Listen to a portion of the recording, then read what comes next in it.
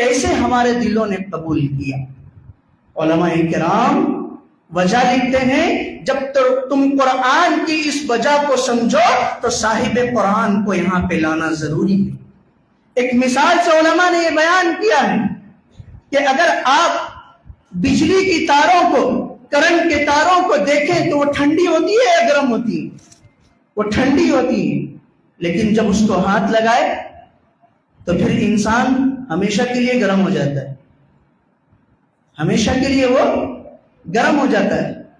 تو جب اور بجلی کی تاریں جب گرم ہوتی ہیں، اسی بجلی سے ہمیں جب اسی بجلی کو اے سی میں کنورٹ کیا جاتا ہے تو اے سی سے ٹھنڈک محسوس ہوتی ہے۔ بجلی گرم، اے سی ٹھنڈی، کیوں؟ تحقیق میں یہ بیچ میں کمپریسر لگا ہوا ہے جس کی وجہ سے فریج ٹھنڈا کر دیتی ہے ماحول کو، ماحول کو۔ اسی مثال کو سمجھیے کہ جب وہ کمپریسر بجلی کی گرمی کو ٹھنڈک میں بدلی ہے، نبی کریم علیہ السلام کا وہ قلب اطہر، جس قلب اطہر پر حضرت جبرائیل 23 سال تک قرآن کریم کا نزول کرتے رہے، اللہ کے جلالی کلام کو نبی کے جمالی قلب میں ڈھکلا کر دیا۔ تبھی تو کہتے ہیں قرآن پڑھتے جاؤ شفا پاتا چلا جاؤ، قرآن پڑھو شفا پاتے چلے جاؤ۔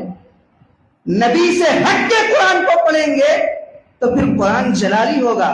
اس کی مثال بھی موجود ہے۔ موسیٰ علیہ السلام کی قوم نے ذکر کیا تھا، اے موسیٰ ہم یقین نہیں رکھتے، تمہارے رب پر ایمان نہیں لاتے، ہمیں اللہ کو دیکھنا ہے، دکھاؤ اللہ کو۔ موسیٰ علیہ السلام نے اپنی قوم کے 70 لوگوں کو کوہ طور پر لے جانے کے بعد اللہ سے کہا کہ میرے قوم کے لوگ آپ کو دیکھنا چاہتے ہیں۔ اللہ نے کہا کہ لن ترانی، وہ مجھے نہیں دیکھ سکتے، وہ مجھے ہرگز بھی نہیں دیکھ سکتے۔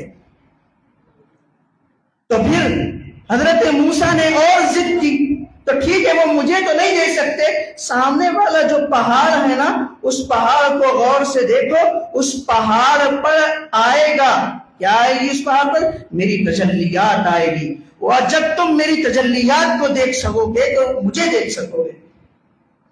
جب آنکھوں سے پردہ ہٹا، آسمان سے تجلی اس پہاڑ پر گری، قرآن کہتا ہے سارے کے سارے 70 لوگ مر گئے۔ وَخَرَّ مُوسَىٰ صَعِقًا، حضرت موسیٰ علیہ السلام بے ہوش ہو کے گر گئے، اللہ کی تجلی کو برداشت نہیں کر سکے۔ کیوں؟ وجہ کیا تھی؟ اللہ کا جلال برداشت نہ کرنے کی وجہ نبی کا ساتھ نہیں تھا، اپنی ضد تھی۔ ہم قرآن کریم کو دلوں میں سماتے ہیں، دلوں کے اندر سجاتے ہیں، تو یہ نبی